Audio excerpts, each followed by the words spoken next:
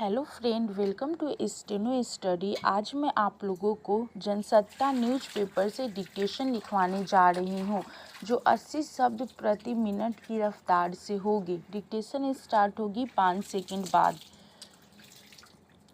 Start. Bharat और चीन पूर्वी लद्दाख में गतिरोध को जल्द से जल्द हल करने पर सहमत हुए हैं। विदेश मंत्री एस जयशंकर ने गत गुरुवार को कजाकिस्तान में शंघाई सहयोग संगठन (SCO) के शिखर सम्मेलन से इतर अपने चीनी समकक्ष वांग यी के साथ बैठक कर इस मसले पर विस्तार से बातचीत की। इस दौरान भारत ने अपना रुख दोहराते हुए कहा कि वास्तविक नियंत्रण रेखा LLC का सम्मान करने के साथ ही सीमा पर शांति बहाली आवश्यक है। इससे दोनों देशों के बीच सीमा पर हालात सामान्य होने और द्विपक्षीय संबंधों में सुधार को लेकर उम्मीद की एक नई किरण नजर आई है।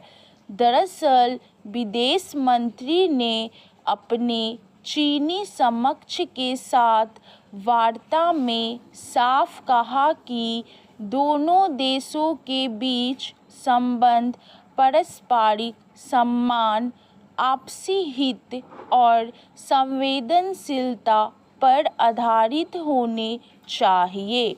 उन्होंने इस बात पर भी जोर दिया कि सीमा पर शांति और द्विपक्षीय संबंधों में स्थिरता तभी आएगी जब सीमा प्रबंधन के लिए अतीत में दोनों पक्षों के बीच हुए द्विपक्षीय समझौता और नियमों का पूरी तरह पालन किया जाएगा।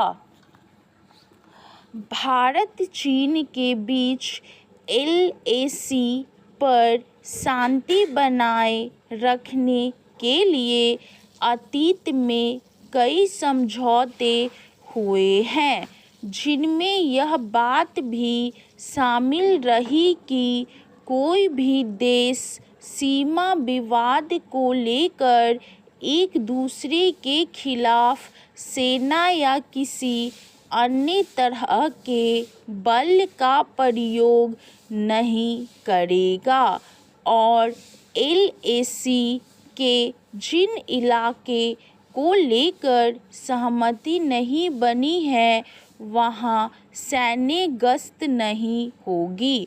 दोनों देशों की सीमा पर यथास्थिति बनी रहेगी, मगर सवाल है कि क्या चीन की ओर से इन बातों पर अमल को लेकर कभी गंभीरता दिखाई गई।